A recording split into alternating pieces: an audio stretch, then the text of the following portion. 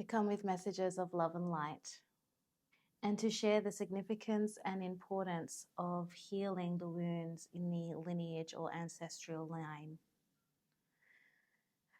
The star seeds that are here on this planet right now to hold the light have done the most amazing and incredible job in upgrading the self, the collective, and the planet. However, the light worker, the work does not end here. Now that you have brought enough life to the self and to the planet, it is time to work on the collective so that the collective can excel, can integrate. If you are the light worker in your workplace, in your industry, in your family, thank you for elevating your light to a level of unified light. The angelic and galactic support is with you to move you into your next phase of light work, which is ancestral and lineage healing. As we asked you to give us the wounds and the pain, release everything to us, allow us to transmute it, allow us to be your violet flame of transmutation for you to step into more light. And you've done that. Thank you. But this was light for the self. And with that came alignment to upgrading the planet. The next cycle of light work, the next cycle of evolution is healing the wounds and healing the lessons and closing karmic loops in which you as the light worker are carrying through this life in order to heal, in order to close this chapter, in order to honor the ancestors and the lineage that came before you. You are holding enough light now to be able to transcend and transmute any of these wounds because you know the procedure. You know how much light you are already. You've done enough work on the self to step into this. So as a collective, there will be a lot of ancestral healing and a guide to ancestral healing showing up for you and showing up for you in your day-to-day life. Just like when you started this light work, you had to dissolve the ego and dissolve behavioral patterns and change your DNA and know that you are the creator. Those were the obstacles or the challenges or the lessons to learn for the self, which you have done. Now it's time to step into generational healing. And now that the planet is dimensionally stable and integrated in its new timeline, the planet can heal those wounds as well. So you have all of the support needed, including your ancestors who are trying to connect with you now, because it's time for them to heal. The ancestors and the lineage that we are speaking of may not be in your direct family tree or circle, meaning it might not have been anyone you have directly met. For example, your soul family can come in the form of your husband's mother's brother, or your best friend's sister's husband, or your mother-in-law's auntie. Because as a soul family or as a soul alignment, you have chosen to incarnate together as always. However, within different experiences and perspectives of each other to evolve.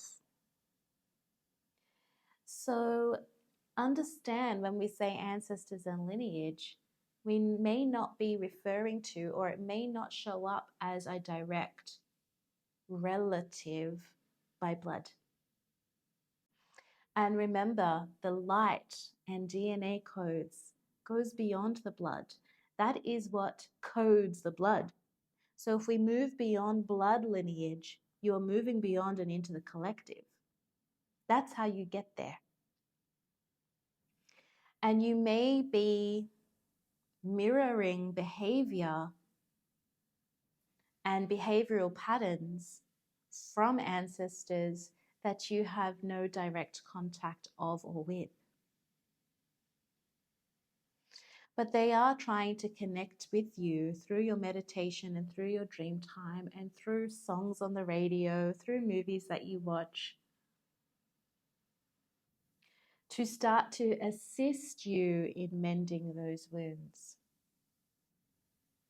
Along this process, you may go down the path or have thoughts, ideas, and beliefs around unrested souls. And there is a big difference between a soul that is unrested and not at peace and wounds that need to be healed. Wounds that need to be healed were carried through the generation and imprinted onto your soul to be healed for the lessons that are learned and knowing that you are going to be the one to close that anyway. All in divine time, all in the perfect imperfection of the web of life. Knowing that I can now connect with you and help you to close that gap. This is very different from a belief of my great-great-grandfather cannot rest in peace until this is closed or until I bring this to as much light and honor him. This is not truth and this is not the case. All souls that are not incarnated into a human experience or a consciousness experience on your planet are love, pure love. They don't know any other emotion until they have a human experience. That's why we come through the human experience, to experience all the things. And through that experience, wounds were made, knowing that generations of light seeds and star seeds will come and heal that for the consciousness and for the collective. So it's okay if I feel rage. It's okay right now if I feel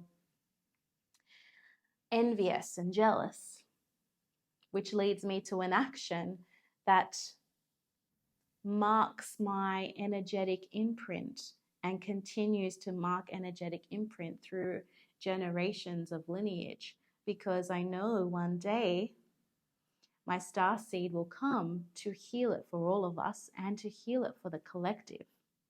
Because remember, when you are healing the wound for your own ancestor or the connected ancestor lineage, you are healing it for all timelines and all of the collective consciousness. It is beyond blood. It is beyond DNA. It is working on the light and the emotional body, which is wrapped around light code. And you coming in at this time have consciously made the decision to bring this wound with you to heal. So all parts and all aspects have been communicated and accepted.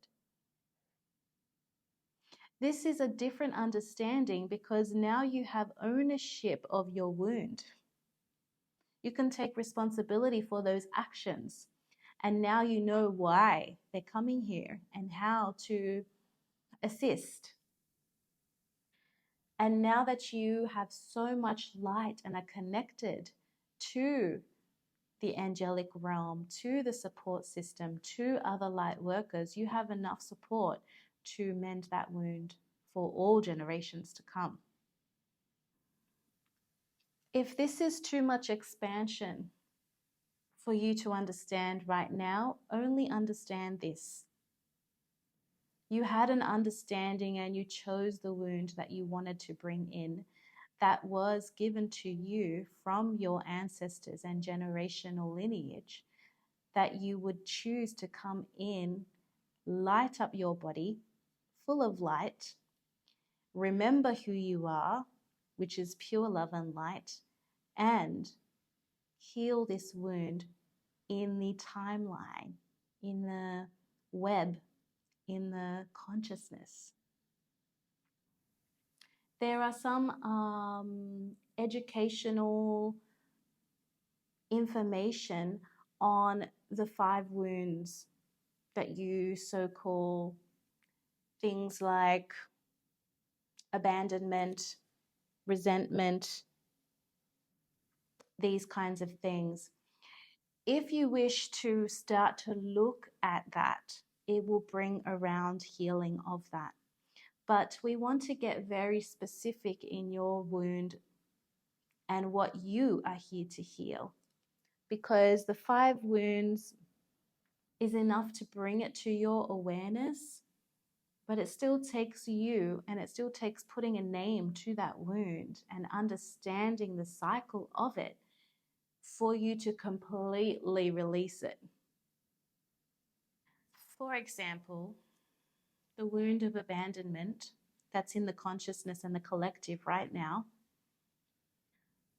can come from very generic experiences like being separated at birth and not going to the correct birth mother, which happened to a lot of people. It could come from being sold into another family and growing up without knowing where you came from. It could come from being taken away from your family to go to war and dying without telling them you love them. It could be from being adopted to family that you would never really reclaim your birth family. It could go from getting divorced and being abandoned and feeling separated through that experience. All of these ones are true, however generic in experience. But your ancestors and your fellow lineage are coming to you to tell you the specific details of what happened and to show you the areas in which your life is replaying the same generational wound and how it manifests today is you have abandonment issues and you know that that's a trigger for you and you don't know where it came from because you came from a really loving family and nothing like that kind of affected you, but you can't shake it. You can't move past it. It's kind of always there. That's a perfect sign to know and to step into, okay, this is not from me, but I chose to bring it with me so I can release it for my ancestors. To know that you are still connected to the generations and lines and lines and lines and lines of men and women who came before you, knowing you were the one to come now, is so impactful in your expansion of your light. This is why the spiral of life is so important, and this is why you have to understand the spiral, because it's the 0 point of the nothingness with the intention and the thought of creation that has created all of this. And to keep the spiral alive, to keep it moving, to keep it expanding, to keep it creating, is up to you. We know that this message will guide people to go to their ancestral family tree. But as we mentioned, this is only the beginning because your soul family may not be blood related. Your father-in-law's father could have been the one to bring you into the grandchild's life for you to get married and for you to always have that connection. So that's not necessarily a blood relative. The family tree will assist you in some parts, but you have to still go internal and understand why those people are in your life. Why are they here? Why are they around you? Why may they feel so familiar or feel more like family than family? Or why are they a trigger? Those are the things that you can start to ask. The other thing about the family tree and the blood is that it would be more on the masculine side because of the last name, which is carried through. So the feminine representation there, the creator, is missing, or maybe the missing piece to your personal journey. And in most cases, when it was adoption or when it was separation at birth or when it was anything like that, that child would have taken the family name, and the mother or the female energy in that circumstance would be misrepresented or not represented at all. So this is why a lot of the missing children or separated children could never really find their way back home. Again, you will be the one to piece that together. And it's the love and the trust and the knowing that it will be done. It will be done. It will be pieced together and it will be healed. It is also time to honor beyond the connection, but to honor the men and women, the children, the animals even, that came before you in this time. Because they all knew what they were getting into. They all knew the timelines that they were on. And they all still wanted the experience so much because it would lead to the creation of you, because it would lead to the evolution of the collective and the self and the planet, because it was leading to this very moment. So in your morning meditations, on your altar, in your office, wherever you can have some representation of the ancestors, of your ancestors, we would highly encourage you to have some representation of them. It could be a scarf, a photo, a pair of rosary beads, a crystal, a locket, a watch, a quote or a saying that they may have said. Anything that would keep them connected to your physical aspect of your life right now. Because this will bring them so much joy that they would find a way to connect with you more. You're kind of bridging the gap of connection. And just know that you've done enough work on the self that your light expansion can handle what's coming next. And you have all of the support. The angelic realm is still here with you. The light bodies are all still here with you. This will transmute and transcend and transform everything, because it cannot exist anymore. It cannot come with us on the next timeline. It cannot come with us in the evolution of ourselves and of the planet and of the collective. If you are the current, you are the electromagnetic energy field that is carrying trauma or that is carrying generational wounds and still manifesting like amazingly, and still everything is going well for you. Can you imagine once all of those wounds are healed and once you have honored and walk in honor for the people before you, how much more light can you have? How much more mastership can you step into?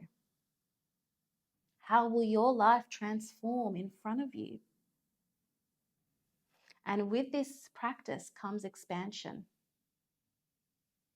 So you can expect your daily life and your daily routine to look nothing like it currently does. And it's okay that you don't know what that looks like right now, but just trust in the process and trust in the connection and trust in the divine timing of how this is coming into your life right now.